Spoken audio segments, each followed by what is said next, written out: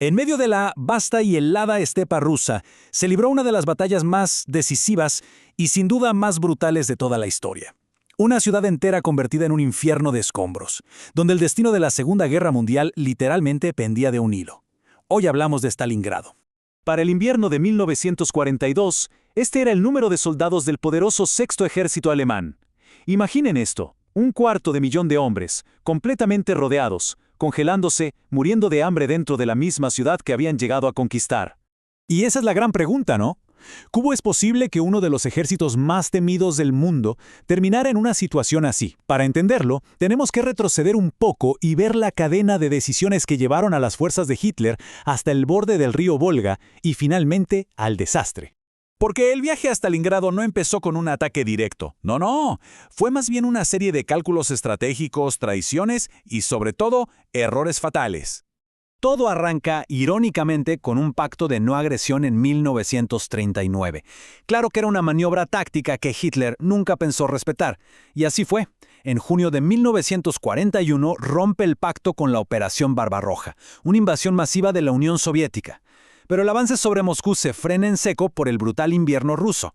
Ahí es cuando Hitler cambia su objetivo y nace un nuevo plan, la Operación Azul. A ver, el objetivo era súper claro. La maquinaria de guerra alemana necesitaba desesperadamente el petróleo del Cáucaso para seguir funcionando. La Operación Azul buscaba justo eso, apoderarse de esos yacimientos. Y para proteger el flanco de ese avance, era clave tomar Stalingrado, una ciudad industrial a orillas del Volga.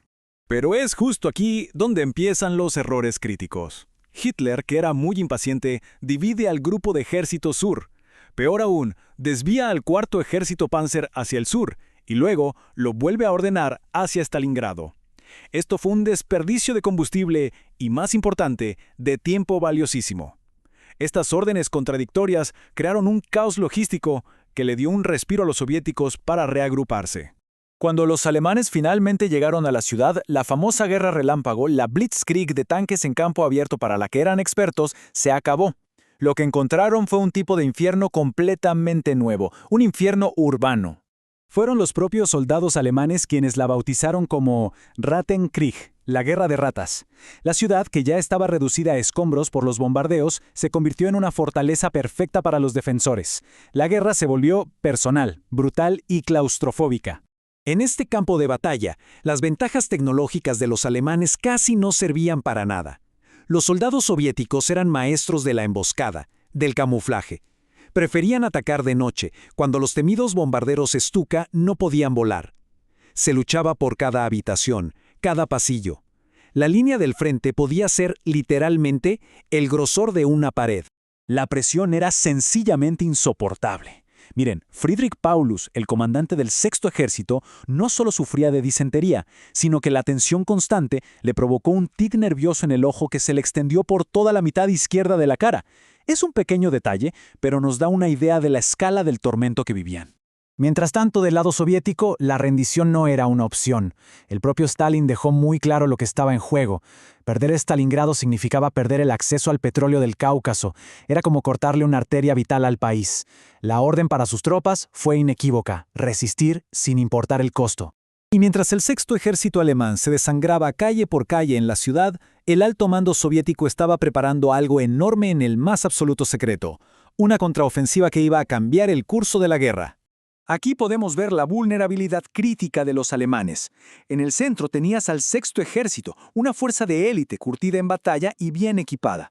Pero sus flancos, que se extendían por cientos de kilómetros, estaban protegidos por tropas aliadas, rumanas, húngaras e italianas. Y estas tropas estaban mal equipadas, sobre todo contra tanques, y su moral era bajísima. Los soviéticos vieron esta debilidad y diseñaron un plan audaz y brillante: la Operación Urano. El objetivo no era solo hacer retroceder a los alemanes, no. Era lanzar un gigantesco movimiento de pinza para atrapar a todo el Sexto Ejército dentro de la ciudad. Y la ejecución fue de manual. El 19 de noviembre, una barrera de artillería masiva con 3.500 cañones simplemente pulverizó las defensas rumanas en el norte. Por ahí se colaron los tanques T-34. Poco después, un ataque similar en el sur. Las dos fuerzas soviéticas avanzaron a toda velocidad por la estepa helada y en solo 4 días se encontraron en Kalach. La trampa estaba cerrada. De repente, en un abrir y cerrar de ojos, los cazadores se convirtieron en la presa. 250.000 de soldados alemanes quedaron atrapados en lo que ellos mismos llamaron Der Kessel, el caldero. Ante esta catástrofe, los generales de Hitler le suplicaron que le permitiera a Paulus intentar una ruptura, pero una promesa fatal selló el destino del Sexto Ejército.